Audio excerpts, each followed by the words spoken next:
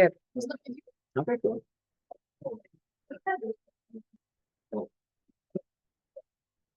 And recording. Thank you so much. Hi everyone, so welcome to Formosa VP Workshop. I just want to get a sensing of how many people here have had some experience with VP. Okay, so there's 2, 3, and then, okay, so a couple, and the vast majority, I suppose, would be trying this for the first time. That's okay. How many people have done debating in the 3v3 format? I would assume everyone. So everyone has done World School 3v3 2 sides. Okay, so some people, but you know VP. Okay, excellent. Then that's fine. That's fine. All good. Okay, so I'm gonna try to explain how does VP look like in the AP context. Before that, when the motion says this house, does anyone know what this house refers to? Right, so the motion is this house, right? We've seen the motions before. Do you guys know what this house refers to? Anyone? Any idea? Sure. Okay, absolutely. So it's a parliamentary. But what is the context that link the word house to parliamentary? Where have you seen that word before? Awesome, right? So House of Lords, House of Commons. Do you guys know the political system that they use? Okay, go ahead. Fair enough, fair enough. But specifically what I want to talk about here is the context where even though there are 2 sides, so there are the incumbents and there is the opposition, there are also multiple parties within the same side, right? So if you are a government trying to push through a policy, you also want to be the party that looks like you're contributing to that the most, more so than any other party that is on the same side as you. If you're opposing a policy, you don't just want the policy to fall. You want to take credit for the fact that it's the things that you say that were the things that led to the fact that this policy fell, not just, the outcome of the debate as a whole. So you might, for example, be against a policy, but if it's the case that you contribute to the debate, but the things that you say don't contribute to that outcome, then you actually want a very effective political party. So the way by which you want to see BP in the AP context is, let's say now the game has changed. So it's not just about affirmative winning or negative winning. It's about a speaker within the team winning. That is what I think the context for BP would roughly look like. You don't want to just win the debate. You want to win the material that decisively win the debate for your side. It's just not enough to win the debate itself. Does that make sense? Okay, at this point, anyone has any questions? Yes, words on slides. Me say things slightly different. Me asking question if things I say have questions. Everyone looking at slides? Okay, good. Studious. Awesome. So yes, basically for BP, it's beyond just figuring out the case. It's about figuring out the material that can be the most attributed to the outcome of that debate. I suppose this would be the flow. So you guys know the rough flow in the AP debate. The Prime Minister would start first, as per in the government, where the incumbent is trying to propose a different policy, followed by the opposition, and they go back and forth. In the BP context, is Prime Minister first, Leader of Opposition, Deputy Prime Minister, Deputy Leader of Opposition, closing government, Member of Government, Member of Opposition, Government Whip, and Opposition Whip. If you were to combine this into the AP format, then I guess Deputy Prime Minister and Member of Government do the same thing, and then they combine into a role. So that's AP for you. In BP, that's a designation there. So they are split into 2 roles, and they support 2 functions across 2 different teams. Okay, so what does opening do? So I think this slide explains what is the job for a person going first. Obviously, you have to set up the debate. You can give definitions, but you shouldn't give a dictionary definition, so you should try to apply some context. But I think specifically what you want to look at is have an assessment as to what are the arguments available and how you want to take the arguments that are more intuitive and also position them as the arguments that are likely to be the most important. For example, if a motion is about regretting the narrative of filial piety, Obviously, in the AP context, we would very quickly develop arguments to explain why filial piety is good or bad. But it's difficult then to explain which of these harms are the most important to the debate and therefore should give you the credit. So in the BP context, a speaker might say something like, I'm going to prove to you the way by which filial piety is reinforced in society. Note that any impact is contingent on the way by which the narrative is sold. So closing might feasibly give you an additional impact on why filial piety might be bad, a group of people who can be harmed by filial piety that we have yet talked about. But if it's the case that we fully explain to you the process by which that narrative came to be, we activate the impacts. And therefore, this is the most important argument in this round. Does that make sense as to what opening is trying to do in the context of trying to sieve out the arguments that are the most important to the round and winning these arguments? So it's not winning the debate, it's winning the arguments to the debate. At this point, any questions? Right. So setting up the debate, you guys know this already. Simple stuff. Next step, strategizing. Think through the list of arguments. Think about the way in which you want to position the arguments that you're running to make them seem as though they're the most important. Very basic stuff can be these things affect the most number of people. We affect the most, the people that we affect are the most vulnerable. This argument is contingent on closing, trying to come up with new impacts. These are all things that you want to potentially try to do in opening. Does that make sense? Awesome. Specifically then, PMLO. And here I want to talk a little bit about how the format of the debate impact the speaker roles. So I suppose it's just true that PM and LO have the basic job of setting things up. But at the same time, note that they are able to do this because there is nothing that was constructed yet in the debate. If you think about it, in the closing half, there is also a PM and LO. But these PM and LO have to then contribute to a debate that you have already established. So the way by which you establish this is important. You want to make it so that the speech that you're giving in PM directly affects how LO is going to construct his or her speech. The way in which you construct PM is going to directly affect how member Gov is going to construct his or her speech. Does that make sense? A good PM, for example, once they are done with their speech, would be able to see people crossing out material in closing or people rapidly writing responses in LO. This is the impact you want to see. Does that make sense? Okay, LO. Start with what you believe to be important. Fair enough. Do some basic responses. I want to just value add to this a little bit. In LO, what you are going to have to do is to grapple with a very basic but important decision. And that is, how much do you want to spend responding to your PM versus how much you want to spend building your LO case? Because sometimes these two things achieve radically different goals. Sometimes they achieve the same goal. What I mean is, if you want to respond to PM, but that sacrifices the ability for you to build an argument that you think obviously outweighs the contribution from PM, that might not be the best way to enter the debate.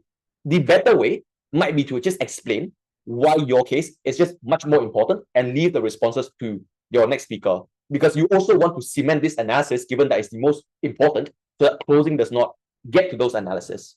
If it's the case, however, on the flip side, PM is creating a very strategic debate for their side. You need to destroy this frame in order to have an entry for your argument in the first place.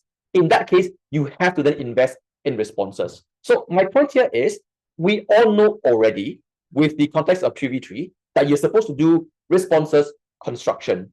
But the decision that you're making is how much responses and how much construction. Is the strategic difference that makes it so that you go, I think, beyond the level that you're at now. I also want to talk a little bit about the way by which we activate debating skills. I think that a lot of the times when we debate, we use autopiloting. And what that means is that we respond to arguments, i.e., I'm listening, and when I hear something that I can respond, I write something out.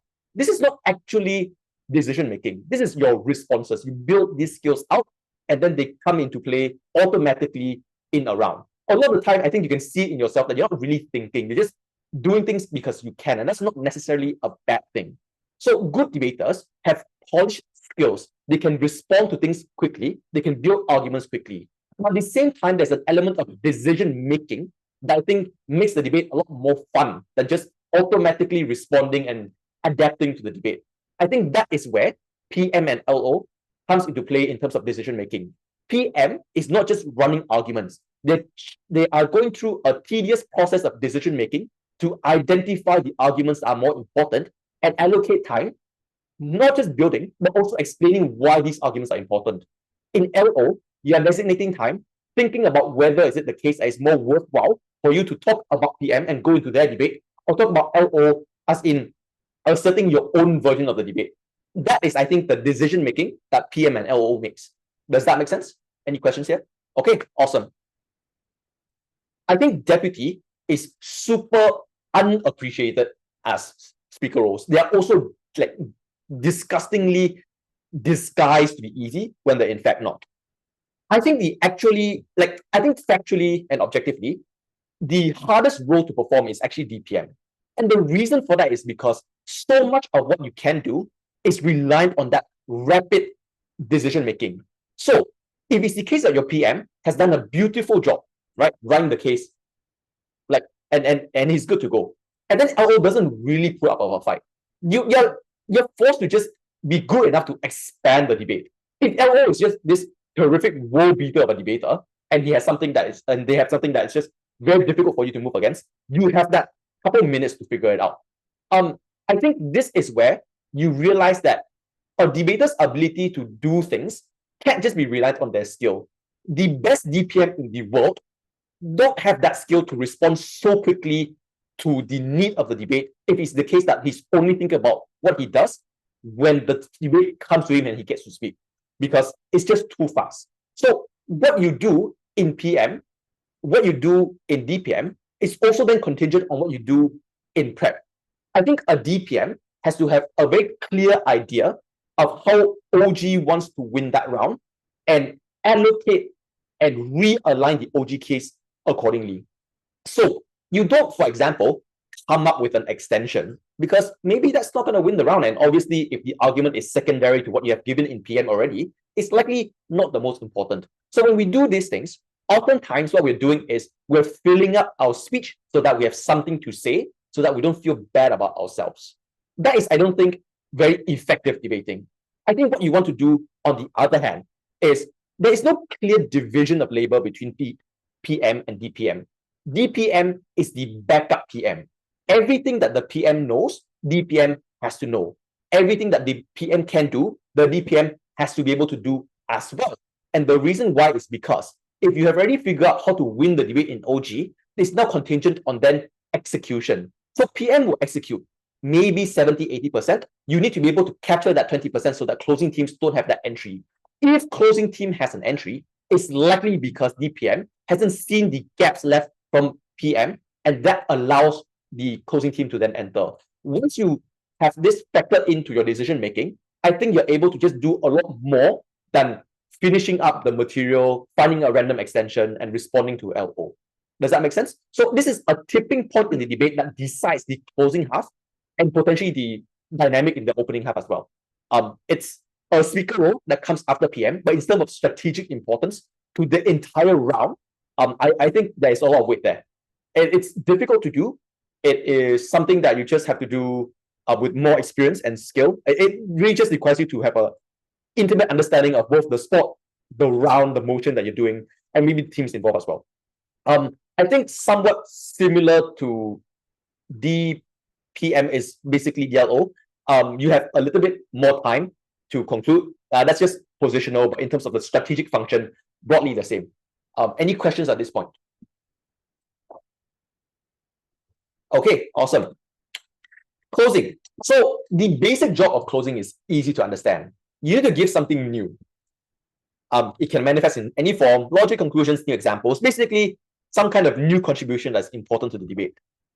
I think for someone who is just starting out with BP, this has to be the strangest concept in the world. Because basically what is happening is you watch a debate and then you're like, it's now your job to do it, but better. And there's actually no reason why. It feels very funny, right? Because like why? Like they've done it already. Like if there's an exam, right? And there are people doing the exams and it's sequential. So someone gives the answer first, and the next person cannot give the same answer. They have to give a better answer or a different answer. That would be insane as a concept. Like there's just no way of doing that. But that is BP, and I think that's partly what makes BP a lot more fun, because you have to get into the weeds of it and not just go through the checklist of finishing out what can feasibly said from one side, but actively take even more control and ownership and make your presence impactful in what you try to do. So specifically then, what do you do with new contributions? I think the mental cue that I want to try to get you guys to activate is you want to stop debating as a debater in member, and you want to debate as an adjudicator. You don't want to think about who is right and who is wrong. You want to think about what is the best version of the debate and where the gaps are. And that's how you're able to fill in these gaps. The reason why this framework of mine is valuable is that I think a lot of the times we underestimate the kind of material and inspirations that we get within the debate. I think that you guys have all seen in a 3v3 debate, teams coming in, right? Because we're new, because sometimes debaters are children, things are said. And then slowly as the debate goes along, the debate becomes clearer. The second and third speakers just have more material and more sensibility, and the debate becomes better. Like, has this happened? Have you guys ever felt this? So you come into the round, no idea what's going on. Somehow by third, you guys actually have somewhat figured out what the debate is about. I think the reason why this happens is because you guys are using your opponents to find the gaps in your analysis, and you're finishing them accordingly. Which brings about a very interesting observation. Because what that means is that you're not just debating, you're not doing a 3v3, you're doing a 6-man prep. You guys are all prepping together to get to the better version of the debate. And you don't see that unless you are out from the position of a debater and from the perspective of the audience looking in, or from the judge. This is the mindset that I think a member ought to have to find a way to get that entry. If you have to force yourself to be better, you find yourself in a very uncomfortable mental position. It's just frustrating. There's no framework as to how you can structurally come about doing these things. Like, I guess it's up to luck. If you're better than your opening team, then you're better. If you're worse, tough luck. I think this is then a more productive way of approaching it. So even the best debaters would potentially do things short of your own conception of what the ideal debate ought to be. You only have to attempt to fill in that gap. What that means is, to the very least, you are relevant. Maybe you're not beating opening yet. That's fine. But that is how I think you ought to come up with an extension. I think that's a better framework as opposed to just thinking about what they have not done. Because as per what we discussed, the opening job is to take up the most important arguments already. So the things that they're leaving out is likely the things that are not that important. They are not things that you can win with. So thinking about what the gaps are in terms of what the debate can be optimally, like if, I don't know, a holy being descended onto earth and issue the word of rhetorics. So even if this is the best debaters in the world and they're choosing the best arguments already, is there anything missing in terms of execution? Is there a mechanism that they're missing out on? Is there a frame or context by which the debate is the most likely relevant? Speak, for example, a debate about disability and whether should we, for example, romanticize the daily life of people who are disabled to be inspirational. Opening can very quickly take on the arguments as to why this gives disabled people hope. A closing extension might potentially be, it's not just about people who are disabled. It's about people who have recently become disabled, because people who are born disabled are normalized with their condition. It's the people who are recently inflicted with disability that is then met with a radically different conception of life, and therefore require the incremental and reinforcing inspiration in everything that they do. And that is what helps them through, for example, rehabilitation, continuing with like school, meeting out with friends, etc. Right? So I think that is how you want to approach doing member positions in closing. So broadly, that's how you want to do closing. Specifically, member, that's what you want to execute. But this is something that you discuss with your teammates. Does this make sense? Okay. Yeah, basically this. So extension speakers, you guys are the people who, beyond just doing a speech, you are justifying why you're there and why you're worth listening to, given that an opening debate has already happened. Just try. Just think about the best version of the debate. Use your opening half as sources of inspiration. So when, for example, OO respond to OG, that's not just OO responding to OG, that's OO giving you an inspiration as to what is missing from the OG.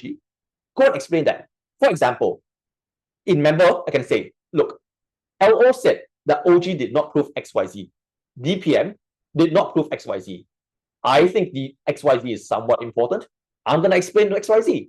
If I explain XYZ, I'm going to claim OG's impact and win today's debate. As simple as that. If there's a POI coming out from OO or even CO, right? Don't wash the POI out so that you can go back to addressing your case. Try to think about inspirations. Usually they're trying to hint at something. They're trying to force you to make a trade-off, for example. So OG had a benefit. OO had a benefit. You're doing your speech, doing your random extension. OO says, well, what about my argument? How do you trade that off? Then you just have to, that's right. What I'm going to do is explain why OG's material is worth the trade-off against OO. OG didn't explain to you why it's worth the trade-off. They only built the argument. I'm going to explain to you why that argument is worth more than what OO can give you. And that is how we can win today's debate, because obviously both arguments are valid. For example, does that make sense? Okay. Whips. I think whips are a misunderstood position in a slightly different way from deputy. I think deputy is usually underestimated and their function is not fully appreciated. I think whips is just actually misunderstood. And the reason for that is because we use oftentimes the context of whips in 3v3. So we want, like, if we don't think about the dynamic of BP in the fact that we're trying to get the first or the second, we will think whips are tidying up a debate and summing up and giving a biased adjudication. But note that if you do that, you are structurally disadvantaged from your opening. Because in opening, there's no one cleaning up the debate. There are just two people trying to wrestle and win the debate. But then suddenly in closing, you have one person selling the extension and the other person like cleaning up the debate. That doesn't make sense. So actually, whips is a kind of functional deputy in the second half. You have to explain why the extension is important if your speaker hasn't done so. It's the same dynamic. Teams are not prepping arguments to the debate. They're prepping win conditions. They're segmenting what parts of the case is likely the most persuasive and important. They are only executing that. If member has built an extension but hasn't yet, for example, explained why that entry is important, then you explain the entry. If member has already explained the entry, but has yet to be able to build the extension into completion, i.e. make it persuasive, then you need to get your hands dirty and build that as well. So I think summary is true, but it's a function of putting the debate in context, i.e. these are the arguments that the houses have said. This was my material. Look at how my material interact with all of the other houses. That is the function of the summary. So the function, the summary is the means to an end.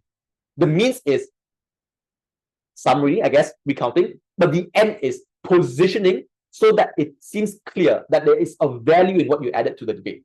Does that make sense? Okay, awesome. I think everyone knows what's UI already. I think the previous portion has been somewhat content heavy, so if I have to make a choice, do try to explore those things first. The only thing I'll add here is it's a lot harder, in my opinion, to get better at giving a POI as opposed to getting better at answering a POI. Like, I can tell you the strategic value of a good POI. That does not mean it can be replicated tomorrow. What I would much rather do is to emphasize the fact that I think oftentimes we misunderstand the idea of what a POI is. I think it oftentimes is seen as automatic offense that you have to deal with. So a lot of times we, for example, dismiss the POI, explain why it's not important, or just saying something random so that you can get back to your speech, because the idea is your speech is more important than this response. What I want to suggest you do tomorrow is just be comfortable and treat this POI as though it's a question from a teammate, and try to just do what you can to use that response to value add to what you're able to do, as opposed to just dismiss this as a process of debating that you have to get through as quickly as possible. The mindset I think would be helpful here is there's actually, I don't think, in most debates, so we are the CAP members, we're trying to test all the motions and make sure that they're viable. There's usually not a silver bullet, not a killer line that one team can say that will destroy you. Most of the time is complex argumentation, pit against one another, both in execution and in weighing to the level of significance. So push yourself to think more about these arguments. They might have a good POI. That also means responding to that good POI in a satisfactory way, value adds to that case. Like it brings you to places where you otherwise not be, because now instead of prepping with two teammates, you're prepping with more people from the opposite bench. Same reason why debates get better when you go down the bench in intermediate debates in the high school level. In the same way, if you respond to PIs well, I think it value adds to the things that you're doing, or at least in the long term, you grow more. And tomorrow, focus more on just being able to give POIs the due time of day and export whatever you can from it. Does that make sense? Okay. Okay, I'm done with my part.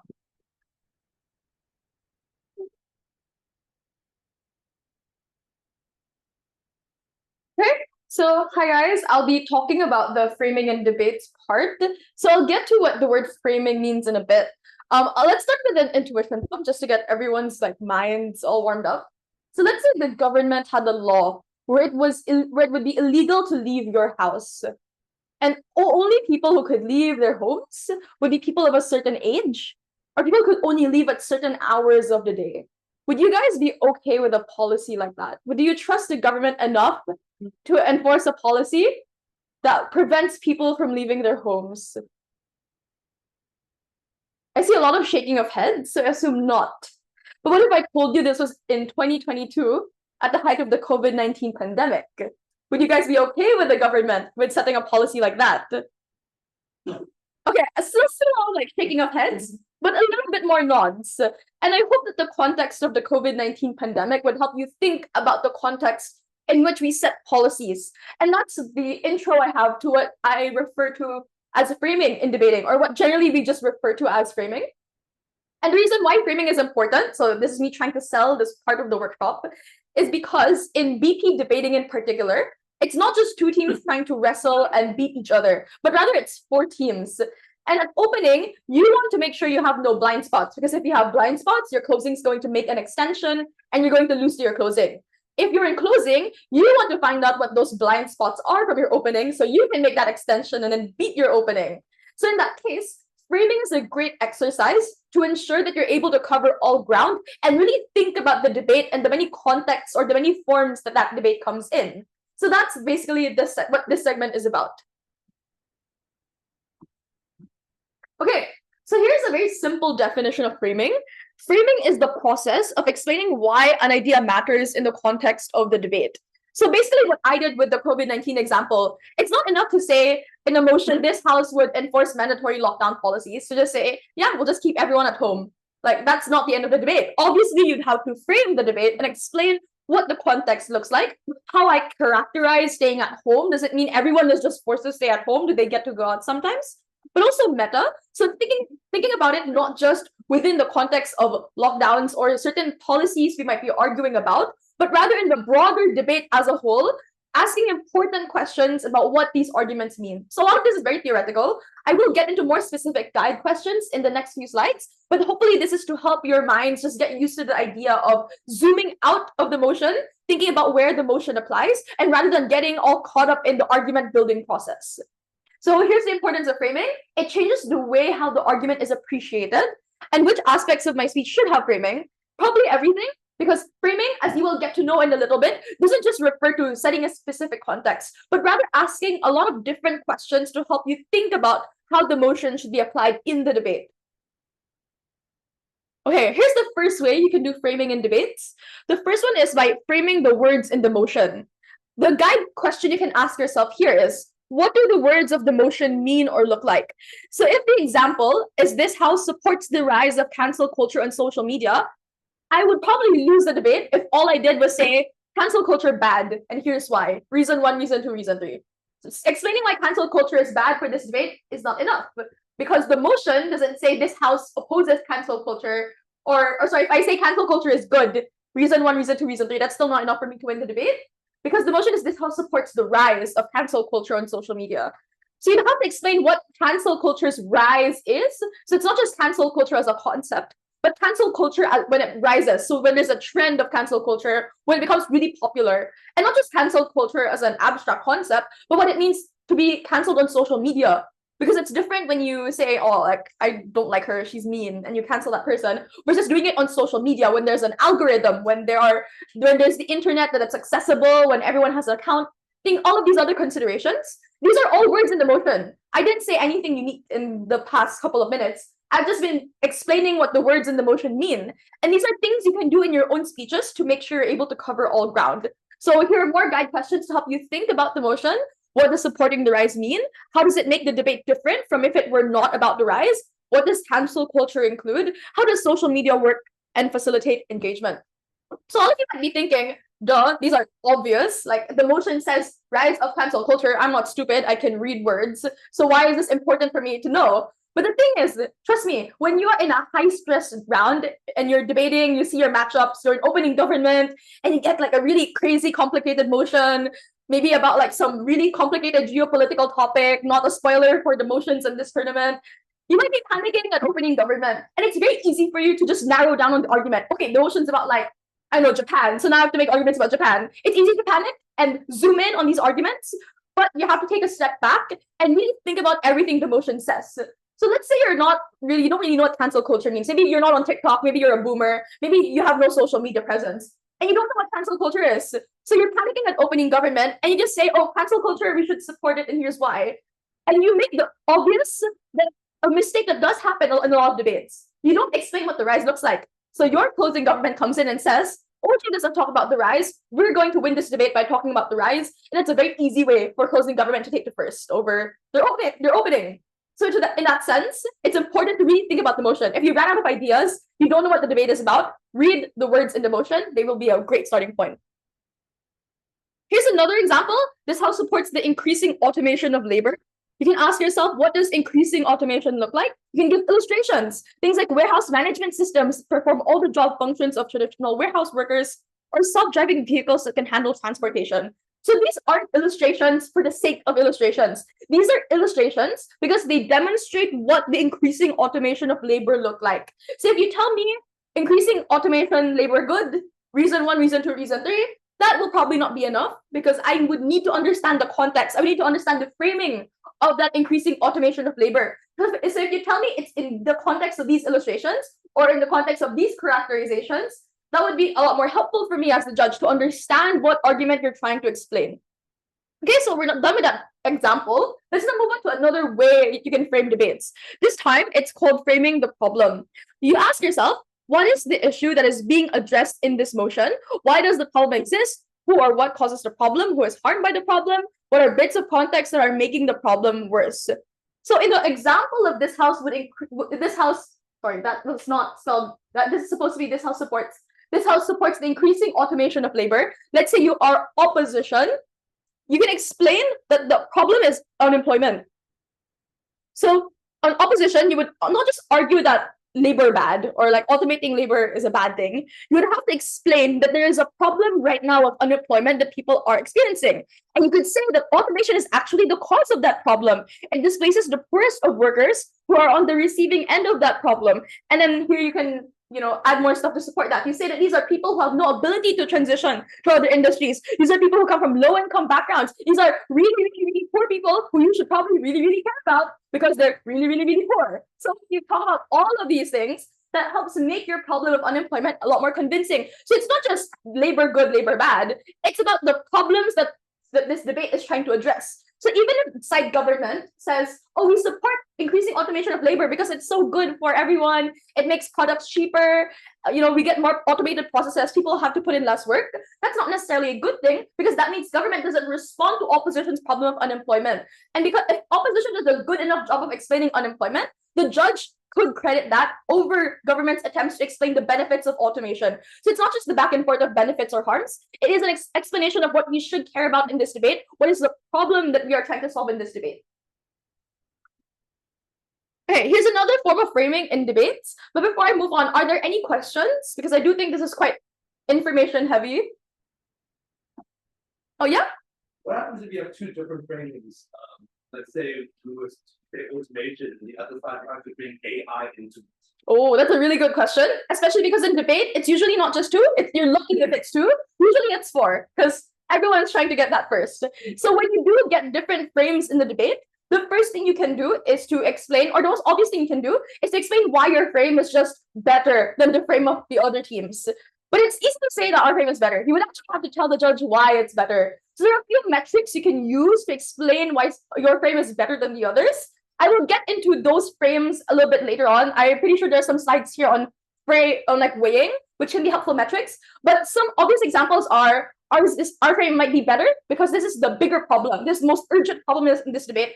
Unemployment is a really, really bad thing. It affects a lot of people. The second way you can explain why you're more important is maybe because your frame affects a certain group of people you should really care about. Maybe you're talking about a policy like affirmative action or giving quotas to certain individuals.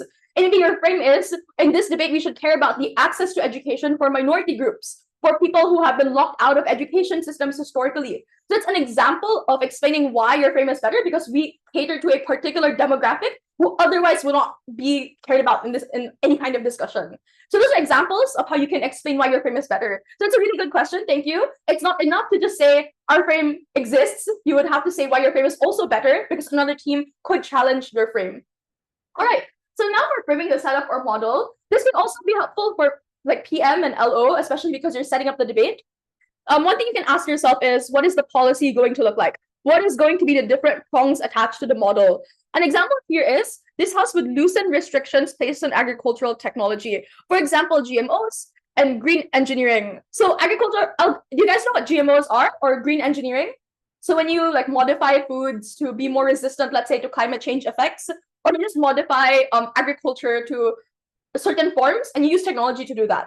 So there are restrictions on that. If we don't really want to be eating genetically mutated food because that could potentially be bad for our diets if we're all eating like scientists playing around with food in the lab. So there are restrictions on agricultural technology. And if you are going to loosen those restrictions, you would have to explain what those restrictions look like because this is a fairly important topic. So here are three different types of restrictions in status quo, and individually framing their value would be really helpful when you frame the setup and the model. So things like usage restrictions, you limit the scale of use. It's not like we'll let scientists go wild in the lab and then everything they do will be used in food everywhere. Obviously, in terms of use, there would be some reasonable restrictions. Market restrictions, you would have protections like patents. You would just let all the rich companies do all the research they want and then take over the market. So you would have some restrictions on that. Or research and safety regulations. So experiments involved in agri-research, we're not just going to let people like inject rabbits with all kinds of different chemicals. Obviously, we would have some restriction, some research and safety that's quite reasonable. We would loosen these types of things, but to a reasonable extent. So in that way, you can see that there's this kind of a spectrum for how you'd apply the model, right? In some ways, you would loosen it. In some ways, you could be a lot stricter about it. And because of all these different questions in the debate, what will the model look like then? That's something you have to think about when you frame the setup or model. So it's not enough to just say, we're going to loosen agricultural technologies and here's how. Maybe it's best if you explain in a bit more detail how that would look like in a frame. But those are things you can consider at PM and LO. Here's another thing you can consider, very important, not just if you're opening, even at closing, because a lot of closings, a way you can win is by saying, our opening does not actually explain what the counterfactual looks like. And we will win this debate by giving you the real government counterfactual or the real opposition counterfactual. Or the other side doesn't prove their counterfactual, we'll explain why their likely counterfactual sucks. And that can also be another entry point for many closing teams. So what it means to frame the comparative or the counterfactual is really to just ask yourself, what does the alternative look like? It could be the alternative on the other side of the debate or on your own side of the house. Why is our side maybe comparatively better than theirs? An example of this is this house supports the commercialization of the space industry. So on opposition, because they don't support commercialization, their counterfactual would be, without commercialization, it would primarily be government bodies in charge of doing space activities and innovation. So this is something you can think about in terms of framing.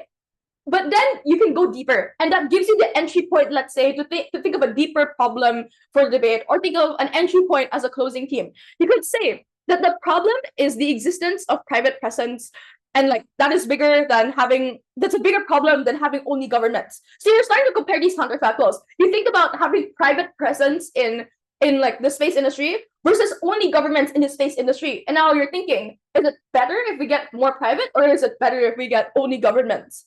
So here you could say investment is more sustainable because corporations that have large risk appetites and extra capital compared to governments. So as you can see in the example, the existence of private presence is greater than only governments. So here's some stuff you could say to support that. You could say that competition versus monopoly on space, innovation is more heterogeneous because it's not just controlled by one actor. What that means basically is that there's more innovation because instead of just the government, you have different private companies, or you have private actors trying to innovate and trying to compete with each other. So that's one way you could frame it in terms of the comparative or the counterfactual. You would have to think about what happens on your side and on the other side, but also explain what those alternatives are in relation to the motion and to your own case. So it's about asking all these important questions. Okay, here's framing the stakeholder. This is another way you can prove why your frame, or just why your case in general, is more important. You can think about the stakeholders that are affected. What are the specific incentives that the actor has? What is the power that these actors possess? For example, this house would criminalize the payment of ransoms. So do you guys know what ransoms are? Like, do you see those like K-dramas where like the daughter of some rich guy gets kidnapped and then the family, or those really dramatic soap operas? Okay, I see a few like nods. So hopefully that helps you guys like know what ransoms are, because they don't really do ransoms nowadays anymore. But back in the past, like I know it was a fairly common way of trying to extort money from rich people. So yeah, ransoms are just basically when you would want payment in return, usually for a kidnapping. That's usually how it's done in most cases of crime. And most payment of ransoms come from like really desperate parents who want to see their children alive, and then they would pay that ransom back. But it encourages criminals to keep engaging in ransoms because it means that they get payment. So it's a simple context in case people here are too young to remember what like ransoms look like, because I don't really think it's a common thing that happens now. So on proposition, we would remove the incentive from these organizations to kidnap hostages. Because if you criminalize the payment of ransoms, if I were a desperate parent, maybe I would look through other alternatives first. I'd maybe go to the police. Maybe I'd like try to think of ways to negotiate my child to get back, as opposed to just cutting off the ransom, to discourage these criminals from thinking I can just keep kidnapping people and demanding ransoms as a viable way to make money. So the frame here is that organizations that kidnap are beneficiaries of ransoms. That's exactly what their profit model looks like. That is the frame you would say of proposition. On opposition, on the other hand, you could say that you make kidnaps worse because you decrease the number of times they pay out ransoms, increasing the stakes of the people being kidnapped. So the frame here is that organizations are desperate, so they make the ransom deals more dangerous to force the other party to pay it out. So it's an opposing frame. It's just different from what side government would argue. So you guys can see the differences of how they would approach the frame, and because there are obvious differences, you would also have to think why my frame is more likely or more important. So if I prove really well that organizations are just really dangerous and just capable of all of these other things, that can be a way you outprove the other side's frame. Okay, are these questions clear? Like thinking about what the likely stakeholders are. Let's say in this case, the stakeholder is the criminal organization. You think, what are the incentives of criminal organizations? How can we best curb the worst harms of criminal organizations? Okay. I don't see any questions. I will move on. Okay, next is framing the impact of an argument. Another way you can explain why your side's more important or better than the other side, because you can explain why there's a greater impact that your side results in. So you can do this through grounding or illustrations. What are the specific tangible effects that accrue on these people in the real world? So let's say you're talking about a policy like affirmative action, giving spots for racial minorities in universities. If you explain how these groups of people have been disenfranchised for so long, these are people where their parents were so poor they couldn't go to school, their grandparents couldn't go to school either, their great-grandparents were victims of slavery or segregation or apartheid or some policy that hurt racial minorities, which means that they've been disenfranchised from education systems for a really long time. You can explain through these illustrations that therefore giving them spots in universities is the way to help them out of poverty because you guarantee them an educational opportunity. So that's an example of grounding or illustrations. You can explain how X affects each group of people. How will the average person be affected, maybe? So instead of, if your debate isn't about affirmative action, which affects specific people, it's a more general policy like banning cigarettes or enforcing lockdowns or making vaccines mandatory, you could think, how would this affect the broad majority of people? An example here is this house would significantly reduce income tax rates for women. You guys know what taxes are, right? Okay, you guys are aware that when you spend money, some of that money goes back to the government, your parents pay taxes, all that fun stuff. Yeah, so if you are a woman, the motion here is you would significantly reduce income tax rates. So the argument here is you would increase socioeconomic mobility of women. If I get taxed less of my money goes to the government, which means more of my own money stays with me. And that's great because I now have greater socioeconomic mobility. I have more freedom to spend my money, to choose how I want to spend it, more freedom to go live myself out of poverty because I have greater financial control. So in this case, having the impact explained or making the impact part of your frame would be really helpful to make your argument convincing. You could talk about single mothers who takes care of their son and have to pay for child rearing necessities, or women in college who have to pay off student loan debt, lower income women who have to buy basic necessities for themselves. They can't just rely on someone else to spend for them, or women in the workforce have to save more for retirement and other ventures. For example, capital to relocate or transition to better paying industries. So just maybe grounding all of these things would be helpful, but I'm not saying that you have to explain every single possible illustration.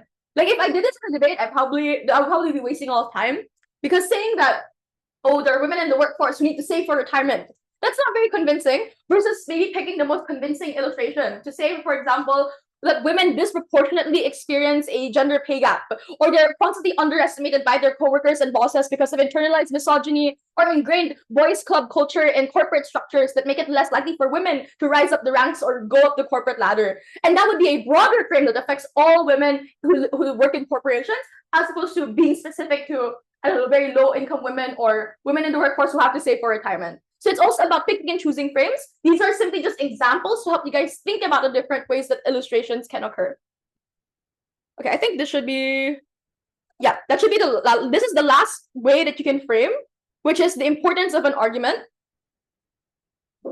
And then after that, I'll just talk about some broad ways that you can weigh, and then I will move on to NASA's part. Okay, so let's just wrap up with framing and debates. Make sure to frame the importance of an argument. That's a way you can frame. You can provide strategic commentary. So in here, you guys are kind of free to pick and choose how the framing would go. Let's say my argument is about affirmative action for minority groups. I would give them a place in universities. Maybe here the most strategic frame is to explain that this is the alternative to the experiences of discrimination that they have in status quo. These are people who have been disenfranchised. Our solution is to give them this opportunity. Opposition does not give them any alternative. And for those reasons, we have to beat opposition. That's one way you can frame it. Another way you can frame it is to say maybe our group targets the most vulnerable people in society. Opposition might protect the general public who thinks it's unfair if some people get special privileges, special spots. But we target the most vulnerable people who absolutely need this opportunity because otherwise they don't get that chance to go to school. Just an example of strategic commentary, I pick and choose what I think is the most strategic depending on what happens in the round. So if opposition does actually explain their counterfactual, it would be unstrategic for me to accuse them of not proving the counterfactual. So you guys should also probably listen in debating and figure out what is most strategic. The next thing you can ask is, why is the argument important in and of itself? Maybe you could say our idea of affirmative action isn't dependent on these people graduating university at the top of their class and contributing to the economy. It doesn't matter if they drop out of school, or maybe even if they graduate from a degree and decide to do something completely different. What matters is that you give them the opportunity to go to college in the very first place. That's a way to think about how the argument is inherently important, or why is this important in relation to other arguments in the round. Those are different ways you can think about framing the importance of an argument. You can also use this to prove why your frame is just more important. Yeah, so here are more examples. Just for the sake of time, I'll just go straight into common ways of weighing and framing in responses, types of responses, so that we can move on to the next part. So here's some common ways of weighing. You can talk about the scale of people affected.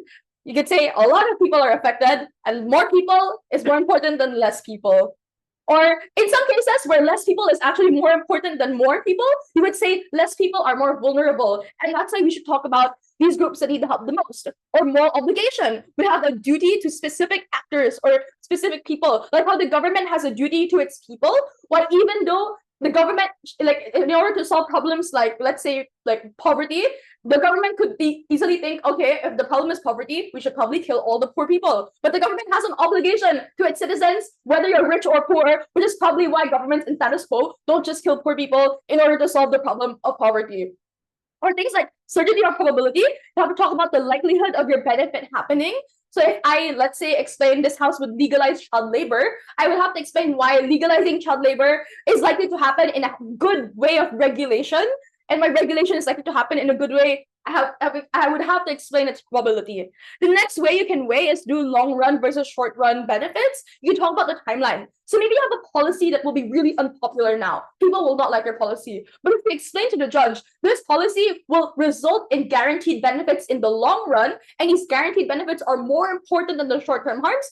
Like, for example, keeping people at home against their will, which makes them really, really upset, but it means the COVID spreads less and we have less people dying in the long run. That is probably a good thing. And that is an example of a long run versus short run kind of weighing. There's also best case and worst case scenarios. You can talk about the different scenarios that play out.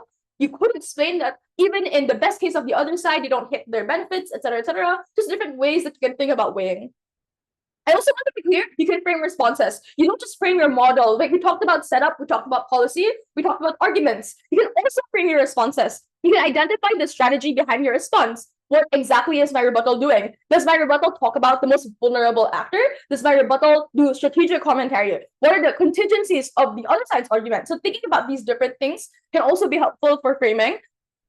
Here are some examples that you can see. They're examples of types of responses. You can disprove, you can flip, you can do concession weighing. These are all just ideas. You don't have to do every single one of these. Please don't have a list of kinds of weighing to do and try to like check them all in your speeches. That is probably not the most strategic. So these are all just to help you guys really think about how you could do weighing and how to do responses in weighing and apply them as you see fit. Okay, do you guys have any questions? Is this all clear? Anything that is unclear and I should talk a bit more about before we move on to the next part? Okay, I assume everyone understood everything I said or did not understand anything at all and have been incapable of thinking of further questions. Yes? So like if opposition is equivalent, do you have to think about whether to vote for them or just debate on it? Oh, that's a pretty good question. Like, so I think the question here is if opposition, your government, opposition gives a really bad frame, do I just come up with a better frame for them? Or like, what do I do? Is that the question? Okay, so the first thing you can do if the other side does a really bad job, and very tempting, is to just like whack them really hard. Because like, obviously their frame is really bad, right? So the obvious thing to do is to punish them for giving a really bad frame. You respond, tell the judge, this is why your frame really sucks. Reason 1, reason 2, reason 3, rebut them to hell. That is very tempting. And it's just a good first response, you know? It's a good first thing to do. Just point out, this frame doesn't really seem quite right. I just explain to the judge why. It's a good first step to do. Just don't get carried away and like spend your whole speech trying to explain why their frame sucks. Because this is where the second thing comes in, which is it can actually be helpful to do the better framing for them. Because if you assume the most uncharitable worst case scenario of opposition, you will probably win against their worst case scenario. But it's unlikely that opposition will stay the worst case scenario. What if you hear the really bad framing from LO, but DLO comes in with a really good like extension or a really good rebuilding of the LO case? So if you whack them really hard, you would probably win against their worst case, but it's unlikely opposition is going to stay in their worst case. DLO will probably build it really well. Or closing opposition might see it as an entry point for their extension and explain a better frame. So you would beat opening opposition, but you would lose to closing opposition because CO would give you a better frame. So maybe thinking about the best case of opposition, building that frame for them, and then preparing arguments that would respond to that better frame or be ready with responses would be a very helpful way to be ready in case opposition does that kind of thing. So this is related to the earlier slide on like alternatives and counterfactuals and how you could frame these alternatives. Okay, did that answer the question? Yeah, thank you so much. Yes, you have another question? It's like if you feel like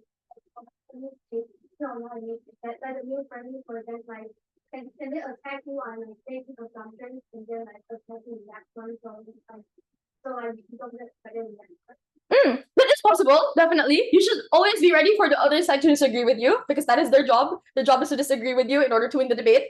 But it's still good to try to build that for them. Assume their best case, be charitable. Because if you do it well enough, the judge will probably believe you. You will win points on engagement, but it also shows that your team's case is resistant even to their best case. So if opposition says, no, that's not how it works. We disagree, and here are our rebuttals.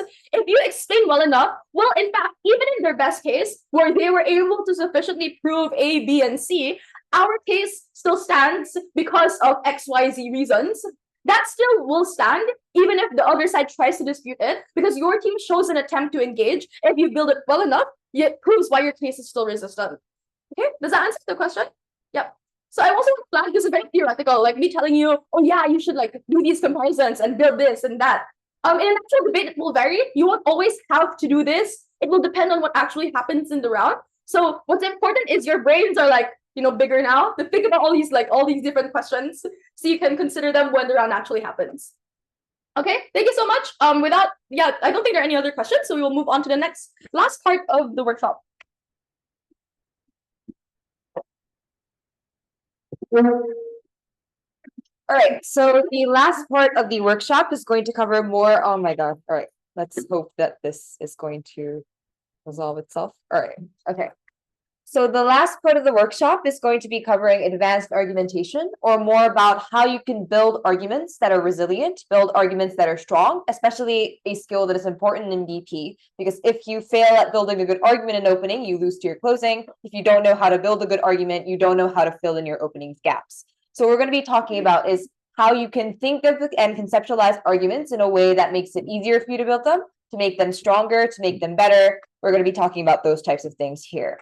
So I do assume that a lot of you know what a mechanism is, what an impact is, what the basics of building an argument is. What we're going to be doing is expanding on those ideas to kind of get a frame of mind of how you'd be able to build better cases. If many times in your OAs you get feedback as your arguments needed this explanation, you were lacking this explanation. If you're told that maybe arguments are like too assertive, you were lacking mechanisms, I think this is the kind of material that can help you fill in those gaps and get better at mechanizing. So the first thing that I want to outline here is what the goal of argumentation in debate is. So basically the goal of argumentation, especially in BP, is to provide a compelling and persuasive case for the average reasonable person. So the average reasonable person, as in debating, is basically what a judge is embodying when they're trying to adjudicate the debate. So basically, I just think that a frame of mind to kind of conceptualize here is that the most good case, the best case that will win a debate is the one that is most intuitive. You ask a person on the street about the motion, that's the thing that they most likely be convinced by. So when you think of arguments, don't think about them in complex, difficult ways. I think the most simplest way for you to think about it is to just be like, what would a person on the street say if they were asked about this topic? So basically, the first idea that's the most intuitive is likely to be the strongest idea that you have. So you want to have a good way of being able to build those cases in a debate. So when you have that case, what's going to be important is having mechanisms that are rigorous and are going to stand up to the 4 teams and the 3 other teams that are going to be responding to you and weighing against your case. So basically, your argument is going to be far more persuasive when you have good reasons to support why your argument is going to be true, when you support why it's likely to be likely, and you're able to build that to a good extent.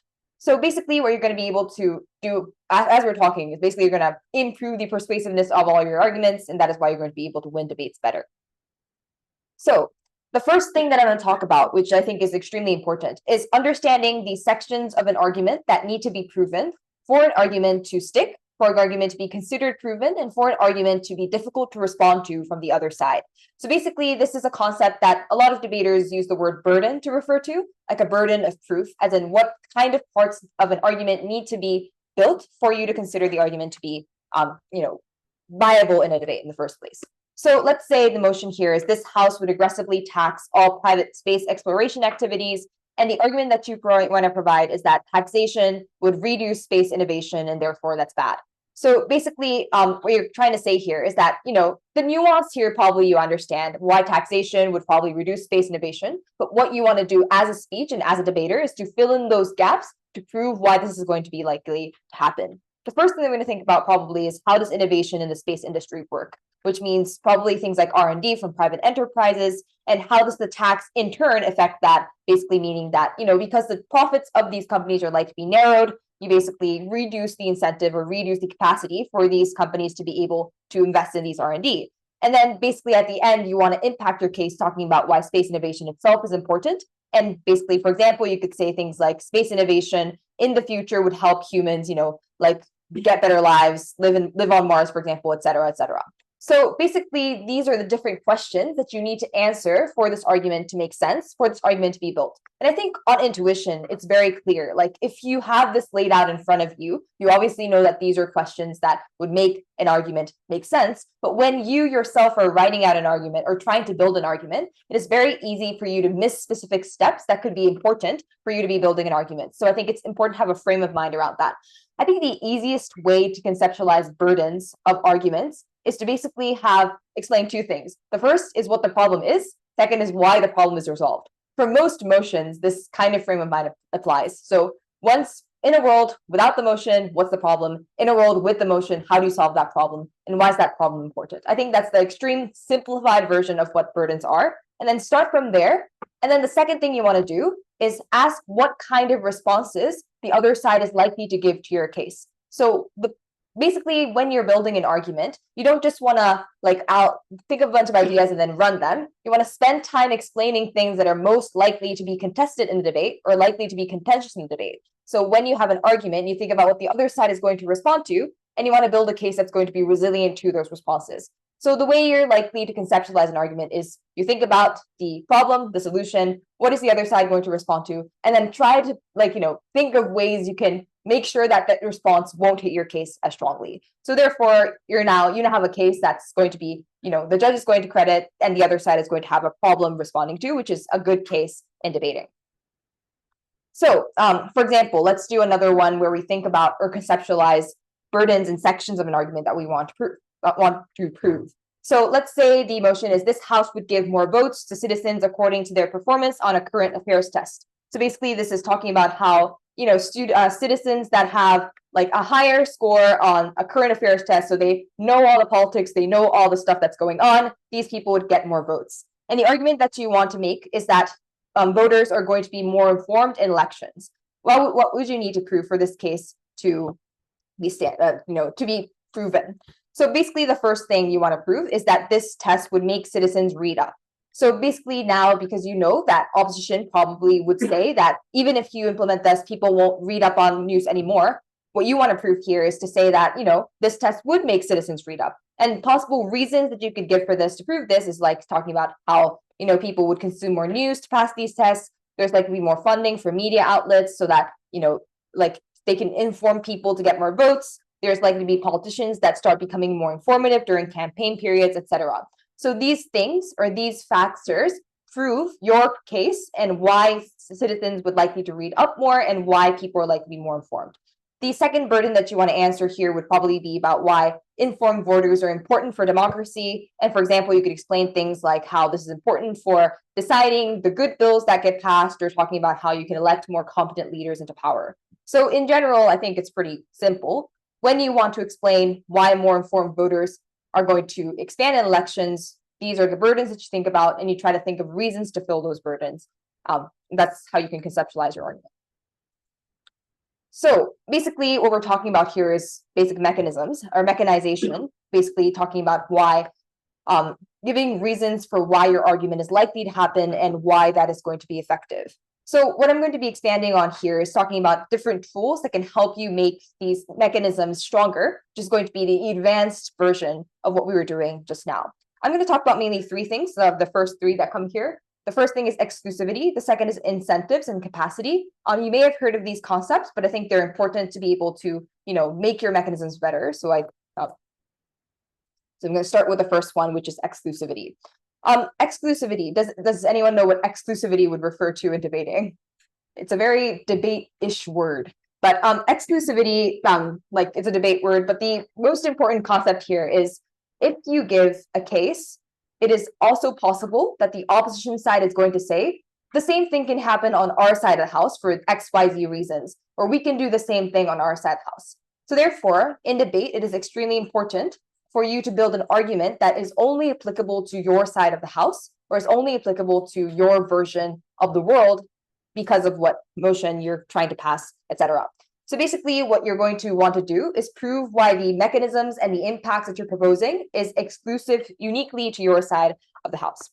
So the example here is a bit complicated, but the example here is this house supports the establishment of a Black secessionary state within the territory of the US, the founding of which is supported by the American government. So basically, this is saying that the American government is going to create a state uniquely for Black people within America, and they're going to support it. Let's say the prime minister or the opening government wanted to prove the case that this is important in a form of reparation to the Black people who were subjugated by the American government in the past. And therefore, what OG then needs to prove is why this form of unique reparation is the only one that is able to commiserate the harms that were imposed to the Black people in the past. So therefore, because, for example, opposition can also say that there are other reparations that you can do. You can pay them, for example, or you can do things like, give them more social welfare and stuff like that. So what government then needs to prove is why this state creation is uniquely important in this debate. It might be a bit of a confusing example, but therefore, basically what we're talking about is you want to tie your impact uniquely to the motion. And for example, you can do this in these ways. If this is the motion, you can talk about how a denial of nationhood happened, meaning that this was beginning from the displacement of African Americans through colonialism, and refusing to allow people to immigrate if they were a slave. This talks about things like disenfranchisement, and therefore they were not giving any democratic rights, plunder, as in stealing money from these African Americans, or taxations without representation, etc. So all of these point of factors explain to you why the only way in which you can reparate the harms occurring to these Black communities is by giving them a state, because the state is what you took away from them in the first place. So this is how you would want to tie why your argument is unique to the motion in and of itself. So when you talk about exclusivity, there's a lot of different ways you can talk about exclusivity, and some might be more relevant in debates than others. The first thing, for example, might be timeliness. So even if opposition side is able to claim a different way in which they can solve the same problem, you can say why your side is going to basically achieve this more quickly. The second thing is last and only resort. You can say that there are no other alternatives that can solve this issue. You can talk about how this is the lesser of two evils, how the alternative that opposition providing is going to cause a bunch of side effects and harms that we don't have to deal with. It might be about cost efficiency. Opposition might propose an alternative that's just viable, not in cost, because it's just too expensive to do, for example. Or how opposition might propose an alternative that's unsustainable. Opposition might prove an alternative that is not going to get buy-in, as in people would really dislike this and therefore won't happen. Or how your side is the one that proves a better impact because it's going to affect more people, etc. So this is just a different frames of mind in which you can think about why your unique mechanisms are going to prove your case better. I think it's just important to just think about that during your creation of your argument, as opposed to being which one can I apply? It's more you should think about why your argument is unique. Before I move on to the next concept, does anyone have any questions around this idea? Go ahead. Oh, sorry. Did you have any questions? No. Okay. All right. If we're all good, I will move on to the next idea.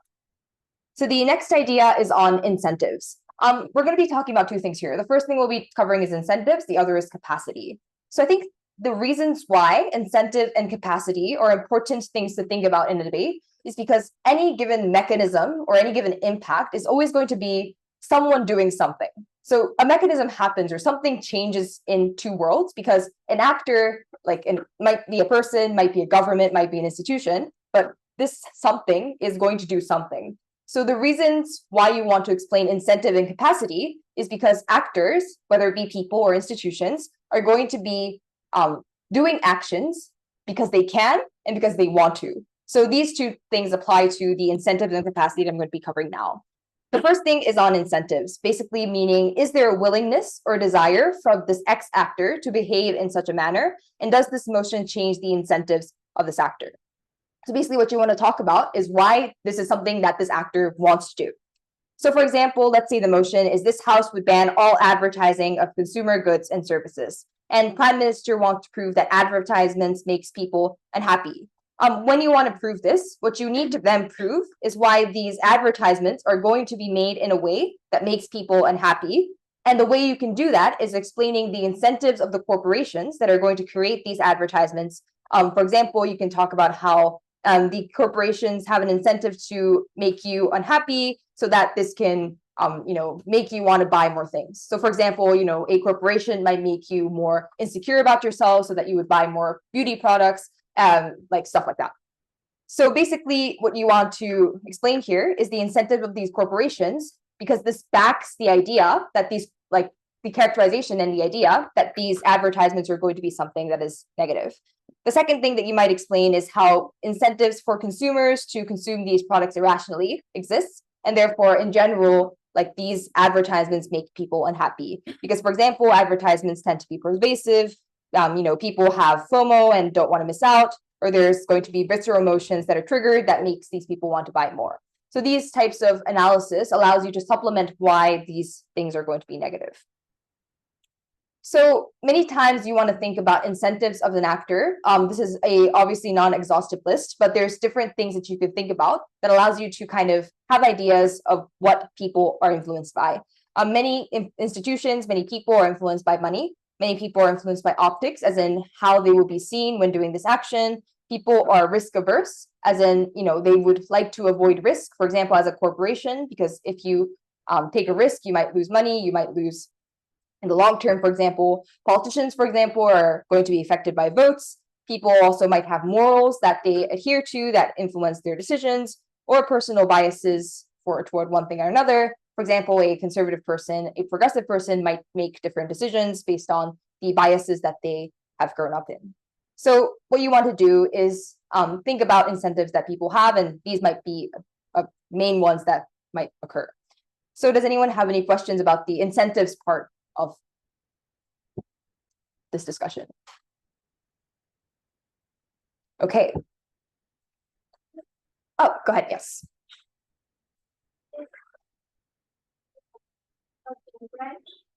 Now that the incentive leads directly to like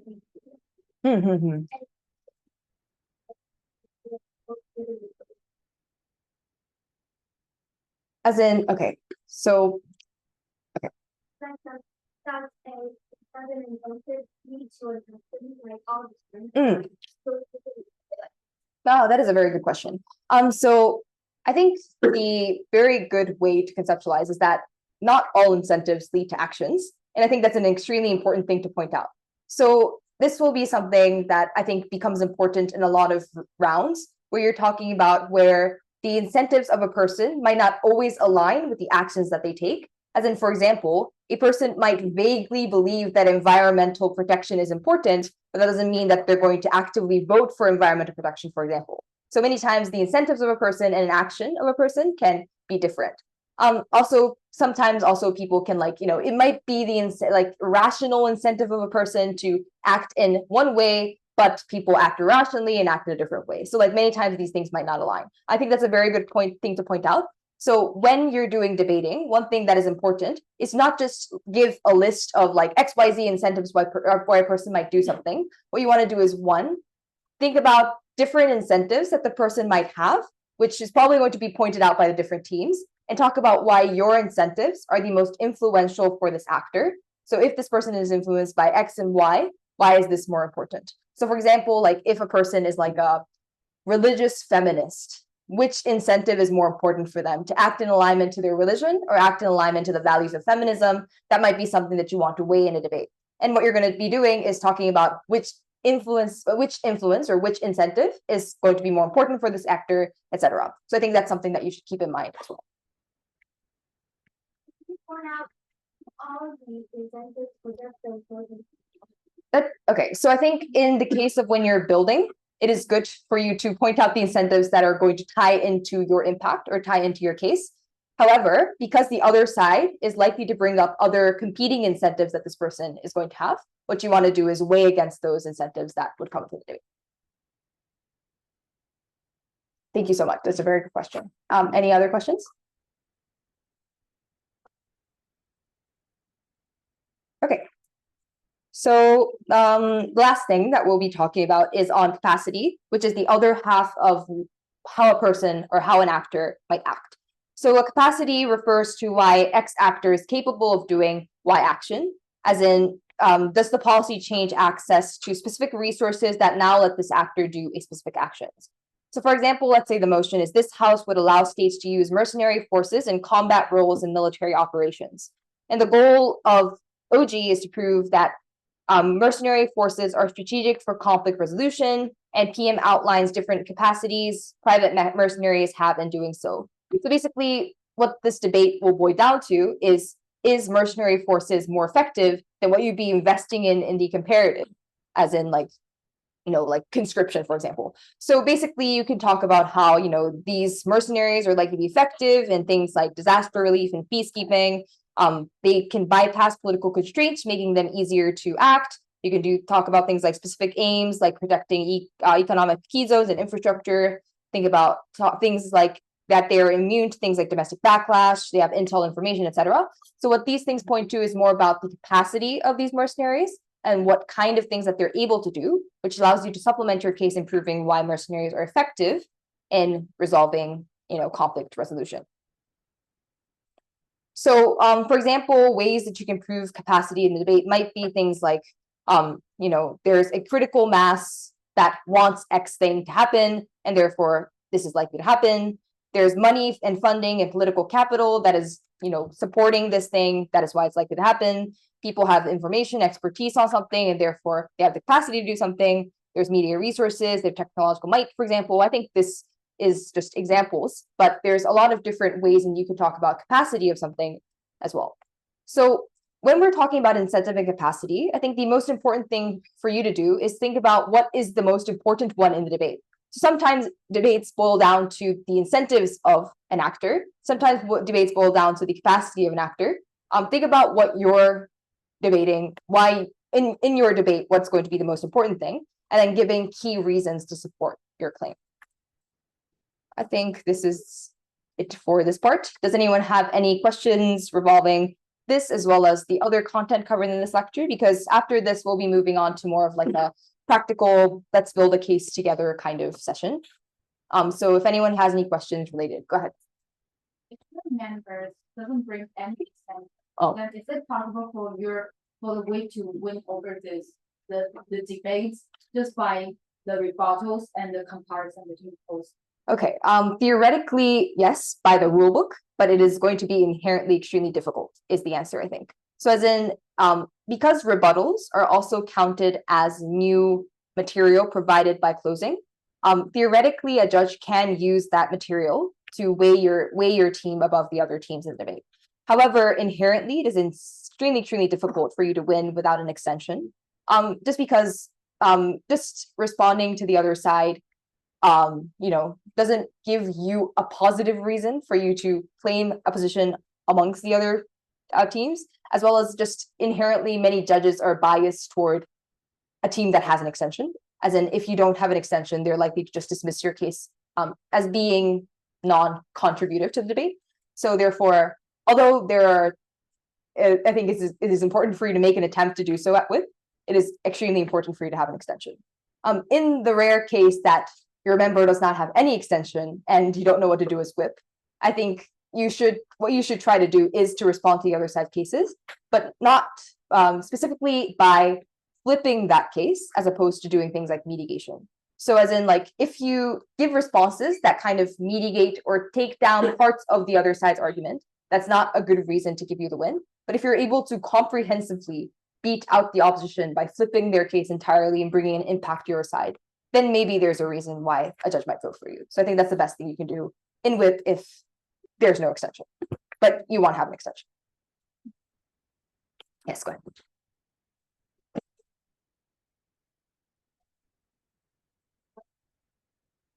Then why is it not? Yes, so discussions on capacity and incentive are important in also responding to the other side as well. As in, if the opposition side, for example, talks a lot about the incentives of an actor, but fails to prove the capacity of an actor, what you can do as a responsive speaker, for example, is be like, opposition side explain the capacity, but they failed to explain the incentive, and therefore they cannot prove their benefits. What we'll do is prove why the incentive is actually on the opposite end, why this is unlikely to happen. You can kind of use that as a framework for your response as well. Yes.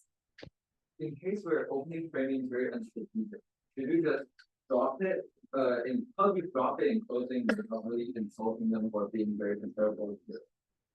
Okay, so I think there's a few things that are important here. The first thing is, to what extent can you be critical of your opening that it gets credited in debate? The very honest answer here is this depends on the judge. A lot of judges do not mind you being extremely critical to your opening, whereas other judges might really not like it when you're like directly responding to your opening. And it also depends on the circuit you're debating in, the meta of the time, etc. I think a good frame of mind to keep, so in terms of firstly, if you directly knife your opening, which is against the rules, that is going to be bad. A knife is when you directly contradict what your opening says. I think this is different from having a different framing in the debate, where it's more about having a different concept, like contextualization of the debate, having different characterization, because most times that's not, like that's two different things. They're not like inherently contradicting each other. When your opening sucks in framing, what I think the best thing to do is like not be entirely contradictory and be like they're wrong. Be like, your framing is this. This is the better framing in this debate for these reasons, and that is why we should win the debate, is I think the most strategic thing. Does anyone have any other questions? Go ahead. If the extension is only the one line, can it come to like on? Okay, so I think for the way to add on, can add on the mechanisms. Is it also? Okay, so in terms of what is counted as new from whip, also depends on the judge and the context of the debate. But in terms of firstly the rules, I think in terms of the rules, you're basically able to say anything that could reasonably be assumed from the member in whip is something that is going to be credited. So if your member gives a one line and you're able to expand on that through like examples and impacting that claim, I think technically it's supposed to be credited. However, if a judge thinks it's like too vastly new, they can also discredit that. So you do want to be a little bit strategic in the way that you talk about it in your whip. So talk about how, instead of being like, this is 5 new mechanisms of why this is going to be true, be like, my member talked about this. The importance in this round is because of this, and talk about kind of nuancing your case or giving illustrations that add to the mechanism. And I think a more strategic way for you to be able to build on that case as from whip. Thank you very much for very good questions. Any other questions?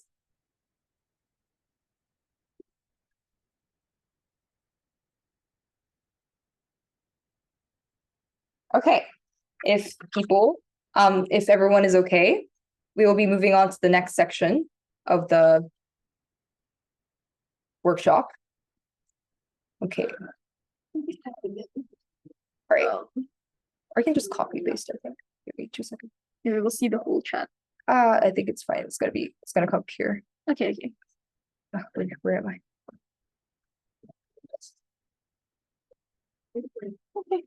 It doesn't have to be. Okay. I will stop the recording.